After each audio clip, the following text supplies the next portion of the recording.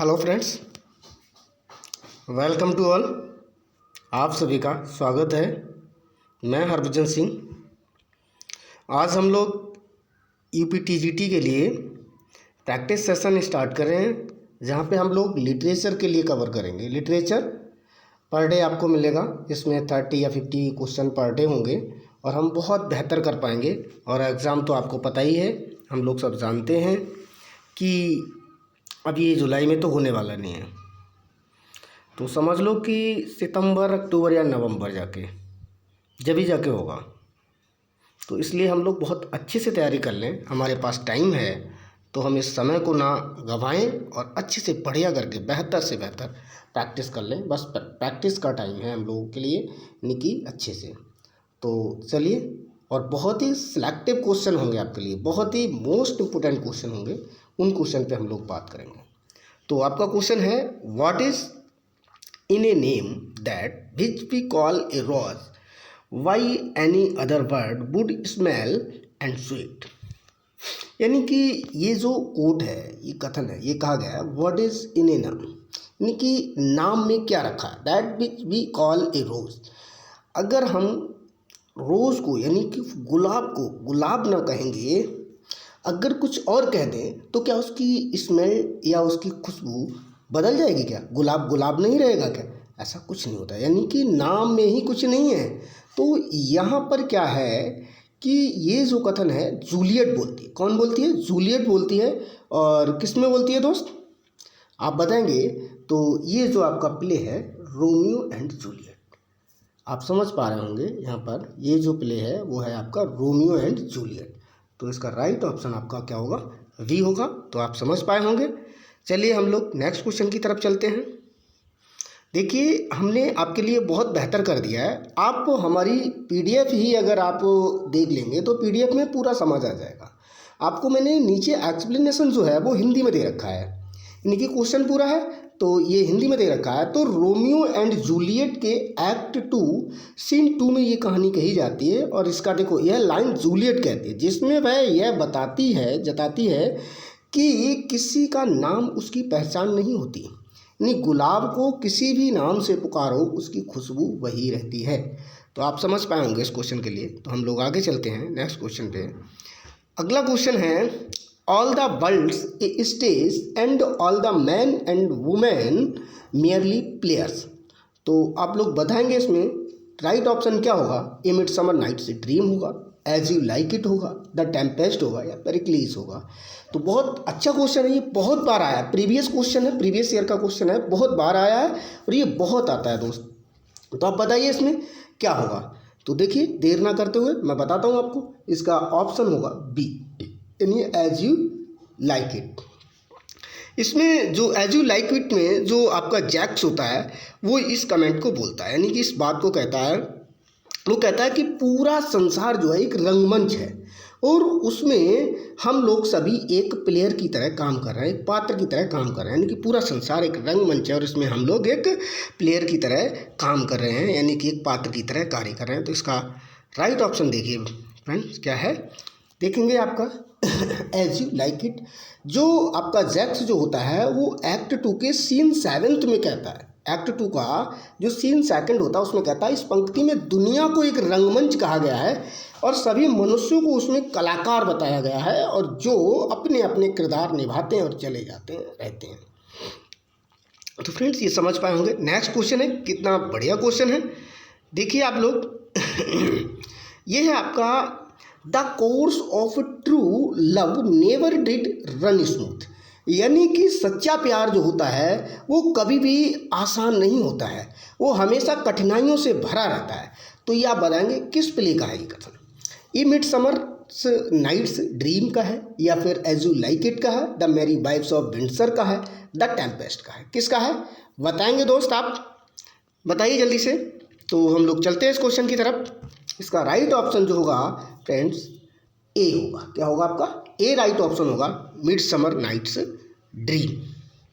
तो आप समझ पा रहे होंगे, हम लोग देखेंगे इसका। देखिए आप, ये है मिडसमर नाइट्स ड्रीम का एक्ट 1 और सीन 1 में ही है, यानी यह उद्धरण बताता है कि सच्चा प्यार कभी भी आसान नहीं होता, उसमें हमेशा कोई ना कोई बाधा आती है। तो नेक्स्ट क्वेश्चन की तरफ चलते हैं हम लोग। नेक्स्ट क्वेश्चन है आपका, wisdom is of times nearer when we stoop than when we soar. यानी कि इसका मतलब क्या है कि हमें जो बुद्धिमत्ता है हमेशा नीचे गिरने पर ही मिलती है, नीचे होने पर ही मिलती है। कभी आप समझो कि किसी से बुद्धि या किसी से ज्ञान प्राप्त करना चाहो तो आप बहुत ज़्यादा बड़े होकर आप ज्ञान प्राप्त करो किसी से तो नहीं मिलेगा, आप उससे छोटे होकर अगर ज्ञान प्राप्त करोगे तो आपको मिल जाएगा। तो यानी कि ऑफ टाइम में ही आपको बुद्धिमत्ता या ज्ञान मिलता है, कभी भी हाई टाइम पर नहीं मिलता है। तो आप बताएंगे ये किसका पॉइंट है? विलियम वर्ड्सवर्थ की एक्सकर्जन का है, या फिर वर्ड्सवर्थ के प्रील्यूड का है, या फिर वर्ड्सवर्थ के टिंटन अवे का है, या वर्ड्सवर्थ के माइकल का है, किसका है? तो आप बताएंगे इसमें राइट ऑप्शन क्या होगा दोस्त? तो यहाँ पर आपका राइट ऑप्शन होने वाला है ए, यानी कि विलियम वर्ड्सवर्थ के एक्सकर्जन से है। तो आप समझ पाए होंगे। चलते हैं हम लोग नेक्स्ट क्वेश्चन की तरफ। देखो, जब किसी विनम्र नहीं जब हम विनम्र बनते हैं और नीचे झुकते हैं तभी हमें ज्ञान के अधिक निकटता प्राप्त होती है, यानी कि तब हमें ज्ञान की बहुत ज़्यादा अनिकता है, यानी जब नीचे। और जब हम अपने घमंड में ही रहते हैं हमेशा, तो हमें समझो हम ज्ञान प्राप्त कर लें तो कहीं नहीं मिलने वाला है। आप समझ पा रहे होंगे दोस्त। नेक्स्ट है, on that best portion of a good man's life, his little nameless unremembered acts of kindness and of love. तो आप बताएंगे यानी कि ये जो कोट है कहाँ से लिया गया? टिंटन अवे से है, या द प्रील्यूड से है, ओड टू मोर्टेलिटी से है, या फिर माइकल से है? किससे है? यानी on that best portion of a good man's life, his little nameless unremembered acts of kindness and of love. इसका कहने का मतलब क्या है? इसका कहने का मतलब है कि मनुष्य का वह कौन सा पोर्शन है जो सबसे अच्छा होता है, सबसे ज़्यादा अच्छा, से नेमलेस अच्छा पोर्शन कौन सा है? तो इसका मतलब है कि जब व्यक्ति छोटी छोटी गलतियों को इग्नोर कर देता है, छोटी छोटी बातों को इग्नोर कर देता है और उनको बाद में जब याद करता है, तो वो जो पोर्शन होता है उसका सबसे अच्छा पोर्शन होता है। तो ये राइट ऑप्शन होने वाला है आपका ए है फ्रेंड्स, यानी कि टिंटन अवे से है। ये कोट जो है आपकी टिंटन अवे से है। तो देख लेते हैं इसका राइट ऑप्शन। तो नेक्स्ट क्वेश्चन की तरफ चलते हैं। हाँ देखिए, यही है, किसी अच्छे व्यक्ति के जीवन का सबसे अच्छा हिस्सा उसकी छोटी छोटी अनजानी और अनयाद रखी गई करुणा और प्रेम की क्रियाएं होती हैं। तो ये जो चीज़ें हैं, तो आगे देखते हैं हम लोग। नेक्स्ट क्वेश्चन है आपका friend, earth our worth is what a sleep and forgetting. और worth is what a sleep and a forgetting, यानी कि हमारा जीवन एक नींद से जगना है जो कि सब कुछ भूल जाता है, भूलने के बाद ये सब कुछ होता है। यानी हमारा जो जीवन है एक नींद से जगना, यानी कि जब दोबारा जन्म लेते हैं तो हम ऐसे समझो कि जैसे एक बहुत गहरी नींद से जग रहे हों, और जो बहुत दूर से हमारी आत्मा जो है वो बहुत दूर से आती है जो सब कुछ भूल चुकी होती है। तो ये लाइन कहाँ की है आप लोग बताएंगे दोस्त? बताइए कहाँ से ली गई है? तो ये आपकी जो लाइन ली गई है वो ओड इंटीमेशन ऑफ मोर्टेलिटी से है। तो ओड पहला, यानी कि राइट ऑप्शन आपका ए होगा, ओड इंटीमेशन ऑफ मोर्टेलिटी से है। तो आप समझ पा रहे हो दोस्त। चलिए नेक्स्ट क्वेश्चन की तरफ चलते हैं हम लोग।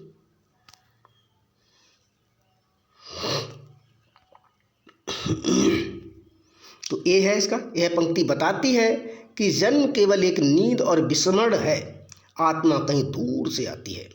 तो नेक्स्ट क्वेश्चन हम देखते हैं आप लोग, बहुत अच्छा क्वेश्चन है।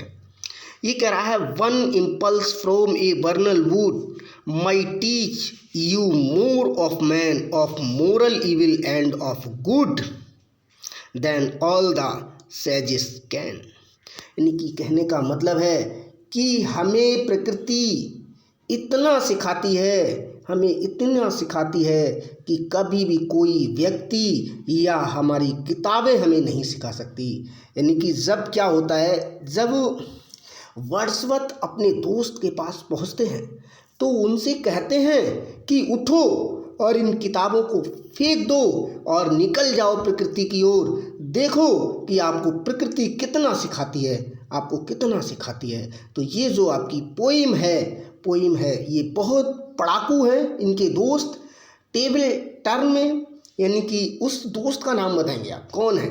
आप ये कमेंट करेंगे कि वो कौन से दोस्त हैं जो आपकी जो वर्ड्सवर्थ की पोइम है द टेबल टर्न्ड उसमें पढ़ रहे होते हैं बैठे, और उनको पढ़ते हुए जब वो उनको समय नहीं देते हैं, वर्ड्सवर्थ से बात करना नहीं चाह रहे होते हैं, यानी कि उनके पास इतना समय नहीं होता, वो केवल और केवल किताबों में खोए होते हैं, तब ये वर्ड्सवर्थ उनसे कहते हैं कि क्या फ़ायदा है इन किताबों का, आप इनको फेंक दो, हटा दो, आप उठो और प्रकृति की गोद में निकलो।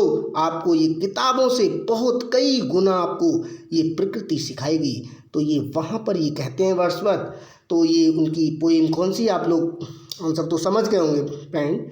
इनकी टेबल टर्न्स है, द टेबल टर्न्स है, द प्रील्यूड है, द फ्रेंच रिवॉल्यूशन है, द सोलिटरी रीपर है। तो आपका राइट ऑप्शन होने वाला है दोस्त यहाँ पर ए, यानी कि टेबल टर्न है। तो हम लोग नेक्स्ट क्वेश्चन की तरफ चलते हैं दोस्तों। ये है यानी कि बसंत के जंगल की एक प्रेरणा भी मनुष्य नैतिकता भले और बुरे के बारे में ज़्यादा सिखा सकती है बनिस्तवन विद्वानों के। नेक्स्ट क्वेश्चन है हमारा फ्रेंड्स, ये है earth has not anything to show more fair. तो ये आपको बताना है, यानी कि इसमें क्या किया गया है कि लंदन की एक सुंदरता के बारे में वर्णन किया गया है इस लाइन में। तो ये कौन सा ऑप्शन है बताएंगे आप। कंपोज्ड यानी कि कंपोज्ड अपॉन वेस्टमिनिस्टर ब्रिज, या फिर the world is too much with us, we are 7 to a butterfly. तो आप बताएंगे इसमें कौन सा होने वाला है राइट ऑप्शन आपका दोस्त, बताइए। बहुत अच्छी लाइन है ये, तो आप बताएंगे कौन सा हो सकता है इसमें। तो यहाँ से आपका राइट ऑप्शन फ्रेंड्स ए होने वाला है, ये है कंपोज्ड अपॉन वेस्टमिनिस्टर ब्रिज। तो नेक्स्ट क्वेश्चन की तरफ चलते हैं। देखो, लंदन शहर की सुबह की सबसे सुंदर दृश्य के रूप में चित्रित किया गया है। तो नेक्स्ट क्वेश्चन आपका क्या है, नेक्स्ट क्वेश्चन है the story is feeble, the characters have no blood and bones, who said this about Galsworthy. Galsworthy के बारे में ये कौन कहता है कि जो गाल्सवर्दी की स्टोरियां हैं वो बहुत कमज़ोर हैं, उनके कैरेक्टर्स जो हैं वो ब्लडलेस हैं, उनमें कोई भी वोन्स या कोई भी ब्लड नहीं है, नहीं बिल्कुल बेकार है, बेहुदा है। ये कौन कमेंट करता है? तो ये आपको बताना है D.H. लॉरेंस हैं, T.S. एलियट हैं, G.B. शॉ हैं, या नन ऑफ दी, जिनमें से कोई नहीं है। तो फ्रेंड्स मैं आपको बता दूं इसका राइट ऑप्शन जो होने वाला है वो D.H. लॉरेंस है, यानी बहुत अच्छा क्वेश्चन है, D.H. लॉरेंस है। नेक्स्ट क्वेश्चन की तरफ चलते हैं दोस्त। नेक्स्ट क्वेश्चन देखो, D.H. लॉरेंस ने गाल्सवर्दी की रचनाओं को कमज़ोर और बिना जीवन के पात्रों वाला कहा था, यानी कि बहुत ही कमज़ोर, जिनमें कोई जीवन नहीं है, जिनकी कोई कल्पना नहीं है, यानी कि एकमात्र कल्पना मात्र है ये।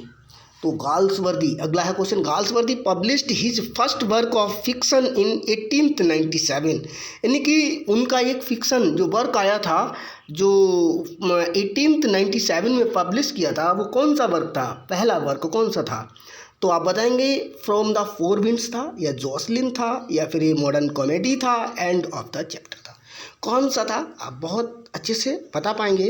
तो यहाँ पर right option will B A friends, right option will B A, from the four winds. यानी कि इसमें क्या थी, कितनी 9, इनकी वर्ड्सवर्थ की जो थी 9 पोएम, इसमें 9 पोएम थी वर्ड्सवर्थ की। तो 9 पोएम का ये कलेक्शन था ये वर्ड्सवर्थ का, सॉरी। तो आगे नेक्स्ट क्वेश्चन की तरफ चलते हैं। देखिए यहाँ पर इसका देखो, एक्चुअली गाल्सवर्दी की पहली रचना फ्रॉम द फोर विंड्स थी, जो 9 कहानियों का संग्रह था, जिसमें 9 यानी कि स्टोरी थी। अगला है नेक्स्ट क्वेश्चन है आपका, इनकी what in me is dark या illusion, what is low raises and support.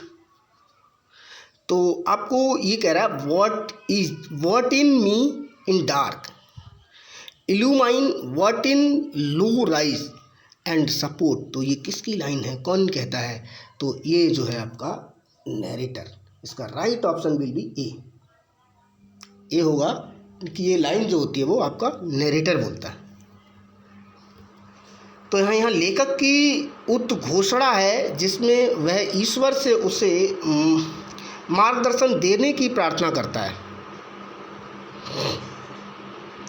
आगे नेक्स्ट है, बहुत इंपॉर्टेंट क्वेश्चन है, better to reign in hell than serve in haven.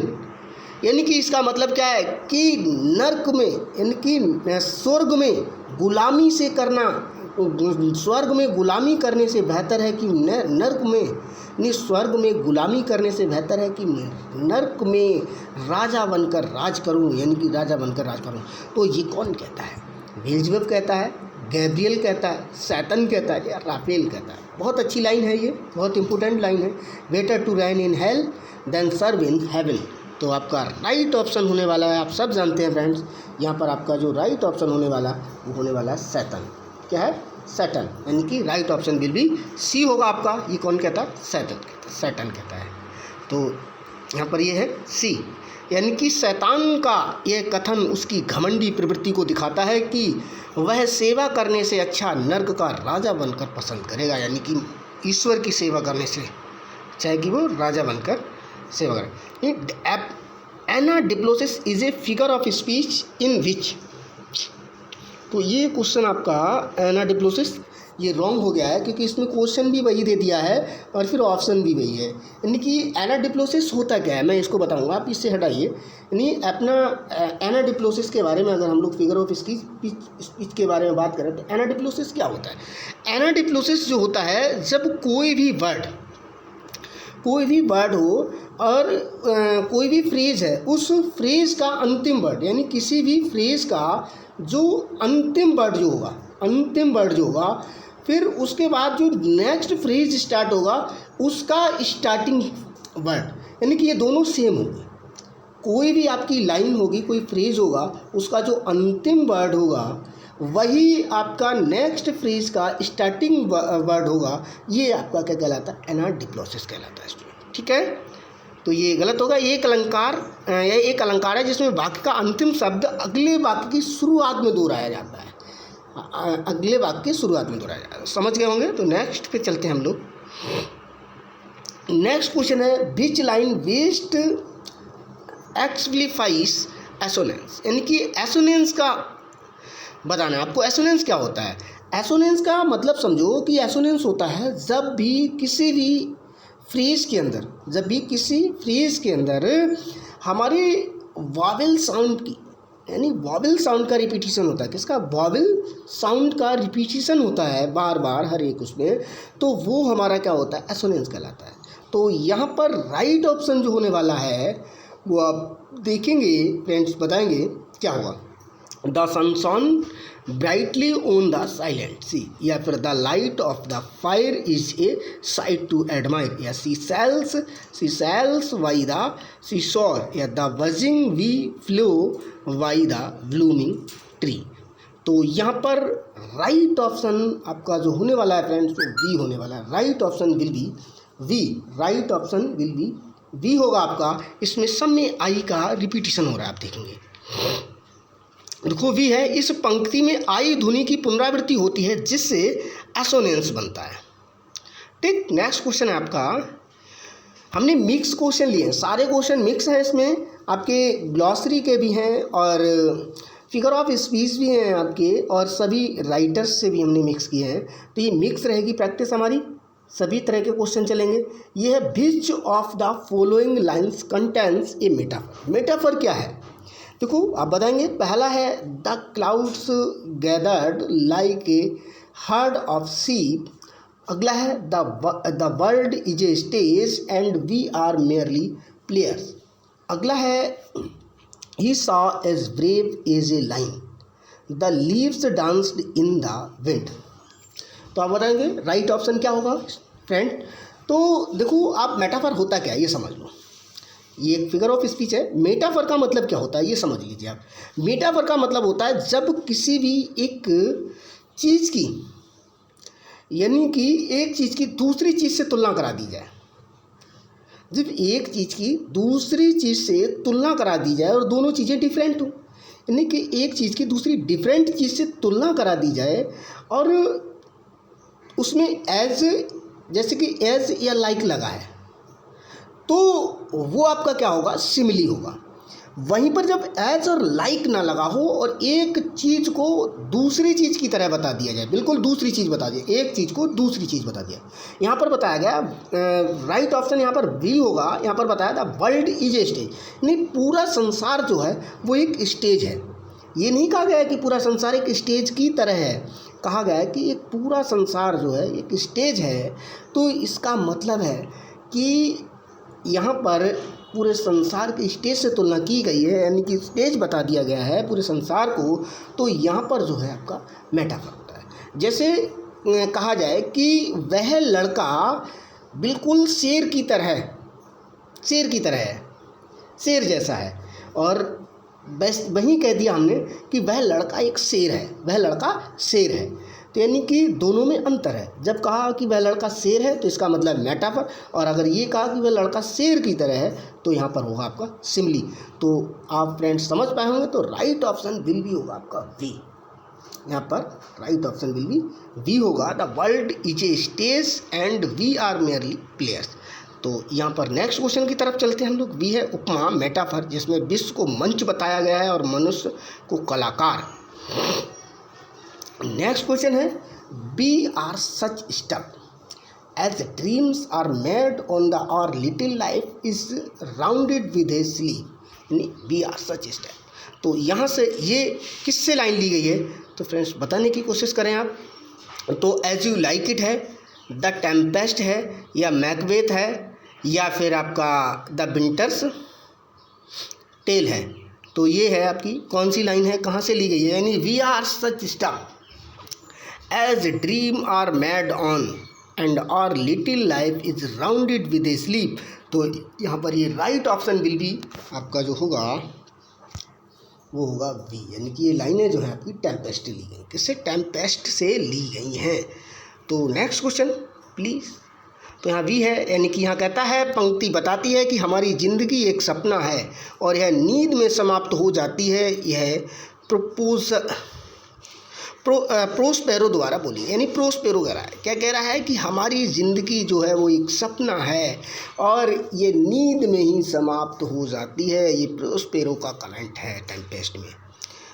अगला देखते हैं line, love sweetness goodness in her person shined but O as to embrace me she inclined I walked, she fled and day brought back my night। तो ये आपका किसका comment है बताएंगे आप लोग, यानी कॉमर्स का है, या फिर ये ऑन हिज ब्लाइंडनेस है, या methought I saw my late spouse saint का है, या सोनेट 23 है, या फिर बोथ सी एंड डी है। तो आप बताएंगे इसमें तो क्या चीज़ है इसका, यानी कि love sweetness goodness goodness, love sweetness goodness in her person shined but O she to embrace me she inclined I waked she fled and day brought back my night. तो आप बताएंगे यहाँ पर कौन कौन सा होगा। तो यानी कि ये methought I saw my late spouse and sonnet 23। तो आप जानेंगे यहाँ पर राइट ऑप्शन विल बी होगा, यहाँ पर ई होगा। फ्रेंड्स क्यों होगा आप समझिए, जो आपका सोनेट नंबर 23 है, ये जो आपका सोनेट नंबर 23 है, इसका ही दूसरा नाम है methought I saw my late spouse saint, यानी कि ये इस 29 का ही नाम है ये, methought I saw my late spouse saints. तो इसका मतलब है सी और डी दोनों ऑप्शन होने वाले हैं, तो सी और डी होने वाले हैं। तो इसका मतलब है यहाँ पर ये राइट ऑप्शन आपका जो हो जाएगा वो ई हो जाएगा, बोथ सी एंड डी हो जाएगा। तो नेक्स्ट क्वेश्चन की तरफ चलते हैं फ्रेंड्स हम। चलिए, बहुत अच्छा लगा। यानी यह मिल्टन की आत्मीय कविता है जिसमें यह अपनी दिवंगत पत्नी के यानी कि स्वप्न दर्शन के अनुभव का वर्णन करता है, अपनी जो मृत पत्नी है उसके बारे में। तो आगे देखते हैं, love alters not with his brief hours and weeks if this be error and upon me proved I never writ nor no man ever loved. तो ये बताएंगे आप लोग किसका है, सोनेट नंबर 116 का है, या let me not to the marriage of true minds है, या shall I compare thee to a summer's day है, या फिर बोथ ए एंड बी। तो आप बताएंगे इसका राइट ऑप्शन आपका सेम होने वाला है कि वी एंड डी जो है आपका ए एंड वी है ये वाला, यानी सोनेट नंबर 116 होगा, यानी 116 होगा, यानी कि इसका ही नाम ये है, ये वाला जो है आपका सेम है। सॉरी 1 सेकेंड, ये जो है आपका सोनेट नंबर 116 जो है वो इसका नाम जो है ये दूसरा नाम है let me not to the marriage of true minds. तो इसका मतलब है ए एंड वी आपके कौन से ऑप्शन में है, तो यहाँ पर डी ऑप्शन में। किस में है आपके फ्रेंड्स, डी वाले ऑप्शन में है, तो ए एंड वी होगा यहाँ पर ये। तो चलते हैं हम लोग नेक्स्ट क्वेश्चन की तरफ। तो यहाँ पर शेक्सपियर के सोनेट में सच्चे प्रेम को अटल और शाश्वत बताया गया है, यानी कि सच्चा प्रेम कभी भी अडिक्ट नहीं होता, यानी कभी भी नहीं दिखता है। तो यहाँ पर अगला क्वेश्चन है, felt that paradise lost was a beautiful and grand curiosity. तो ये कौन कहता है, कीट्स कहते हैं, या फिर इलियट कहते हैं, ड्राइडन कहते हैं, या फिर अर्नोल्ड कहते हैं। किसका कथन है ये, felt that paradise lost was a beautiful and grand curiosity. तो यहाँ पर ये कीट का कमेंट है। किसका कमेंट है, ये वाला हमारा कीट का कमेंट है, जॉन कीट्स आपका है ये कमेंट। तो नेक्स्ट क्वेश्चन पे चलते हैं। ये कहते हैं कीट्स ने पैराडाइज लॉस्ट को एक सुंदर लेकिन जटिल और जिज्ञासाजनक कृति माना है। सॉरी कौन सा था हमारा क्वेश्चन, ये था 20। Which of these Greek plays was a source for the winds यानी विंटर्स टेल।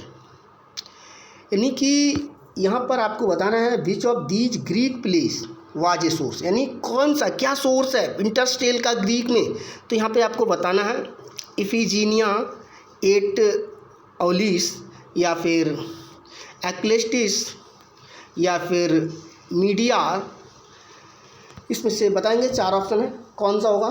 तो यहाँ पर आपका right option will be B होगा, सही, यस राइट ऑप्शन आपका विल बी बी होगा। तो यहाँ पर होगा एक्लेस्टिस, एक्लेस्टिस है, इससे आपका ये सोर्स है इसका कौन सा, विंटर्स टेल का, यानी एल्सेस्टिस है। तो यहाँ कहेंगे एल्सेस्टिस ग्रीक ट्रेजेडी है जो शेक्सपियर के द विंटर्स टेल की प्रेरणा बनी, यानी कि इससे लिया गया है। एल्सेस्टिस जो है ग्रीक ट्रेजेडी है जो कि शेक्सपियर के विंटर्स टेल से प्रेरित है, यानी कि जो विंटर्स टेल से जो प्रेरित है वो है एक्सेस्टिस। तो हम लोग नेक्स्ट क्वेश्चन की तरफ चलते हैं। A good book is the precious life blood of A master spirit. तो यहाँ पर कौन सा होगा, a good book is the precious life blood of A master spirit. Milton says this in, किस में कहते हैं, एरियोपेजिटिका में कहते हैं, या फिर आपका ऑफ एजुकेशन में कहते हैं, या फिर the tenure of Kings magistrates में कहते हैं, या फिर आइक्नोक्लास्ट में कहते हैं। तो यहाँ पर ये इसका राइट ऑप्शन आपको दिख ही गया होगा। तो यहाँ पर ये है आपका ए है, एरियोपेजिटिका में कहते हैं। तो यहाँ पर है मिल्टन ने पुस्तक को आत्म का मूल्य यानी कि रक्त कहा है जो पीड़ित यानी पीढ़ियों तक जीवित रहता है। अगला है आपका क्वेश्चन नंबर 22 है, believed about Milton that of no other poet is it so difficult. ने टी.एस. एलियट का है, अर्नोल्ड का है, या फिर गाल्सवर्दी का, वर्ड्सवर्थ का, किसने कहा है ये, ने बिलीव्स अबाउट मिल्टन दैट। तो आपको बताना है ये कौन कहता है, ये टी.एस. एलियट कहते हैं। कौन कहते हैं आपके, टी.एस. एलियट कहते हैं। राइट ऑप्शन ए होगा यहाँ पर। टी.एस. एलियट ने कहा कि मिल्टन की कविता को केवल साहित्यिक दृष्टि से देखना कठिन है क्योंकि उसमें धार्मिक और राजनीतिक प्रभाव गहरे हैं। क्वेश्चन नंबर 23 है, prized Milton for having the power of displaying the vast. तो आपको डॉक्टर जॉन है, या फिर जॉनसन है, या फिर ड्राइडन है, या टी.एस. एलियट है, या फिर एर्नोल्ड है। तो यहाँ पर राइट ऑप्शन आपका डॉक्टर जॉनसन है, यानी कि ए होगा। तो यहाँ पर कौन सा होगा, डॉक्टर जॉनसन आएगा। तो नेक्स्ट क्वेश्चन की तरफ चलते हैं हम लोग। डॉक्टर जॉनसन ने मिल्टन की भव्यता, गहराई और प्रभावशाली शैली की प्रशंसा की है यहाँ पर। हाँ, there is only one way of treating man with the iron hand, Galsworthy strike. कौन कहता है? डेविड रॉबर्ट कहते हैं, जॉन एंथनी कहते हैं, या फिर एनिट अंडरवुड कहती हैं, या फिर हेनरी टैग कहती हैं। कौन कहती हैं? तो यहाँ पर राइट ऑप्शन होगा बी, आपका राइट ऑप्शन बिल भी है, जॉन एंथनी, राइट। तो यहाँ पर कौन कहते हैं? जॉन एंथनी कहते हैं। ये बात सॉरी, जॉन एंथनी का कमेंट है ये, तो ये बात जॉन एंथनी कहते हैं। तो इसमें क्या है? ये कहा है, यह कथन एक कठोर पूंजीपति मानसिकता को दर्शाता है जहाँ शक्ति से शासन करने की बात की गई है। लास्ट हमारा अंतिम क्वेश्चन है आज का। Who said his aim was to create such an illusion of actual life. तो आप बताएंगे कौन है? गाल्सवर्दी है, जीवी शॉ है, टी.एस. एलियट है, या फिर नन ऑफ दीज। तो यहाँ भी आपका राइट ऑप्शन गाल्सवर्दी होने वाला है, तो ए हुआ राइट ऑप्शन विल बी ए। तो हम लोग समझते हैं इसमें गाल्सवर्दी चाहते थे कि दर्शक मंच पर चल रही घटनाओं को जीवन का यथार्थ अनुभव करें। तो आज के लिए इतना ही फ्रेंड्स। अगर आपको हमारी वीडियो अच्छी लगी है तो लाइक करें, कमेंट भी करें, बताएं कि कहाँ कमी रहेगी, हम उसको सुधार भी करेंगे। और इसके बाद में हमारे इसको आप PDF को अगर लेना चाहते हैं तो आप क्या काम करेंगे कि आप हमारे लिंक में जो नीचे डिस्क्रिप्शन बॉक्स में टेलीग्राम चैनल का जो लिंक है उसको आप ज्वाइन करेंगे, और वहाँ से हम आपको वहाँ पर हम अपनी PDF को अपलोड कर देंगे, वहाँ से आप PDF को ले सकते हैं। तो आज के लिए इतना ही। Thanks for watching me. जय हिंद, जय भारत।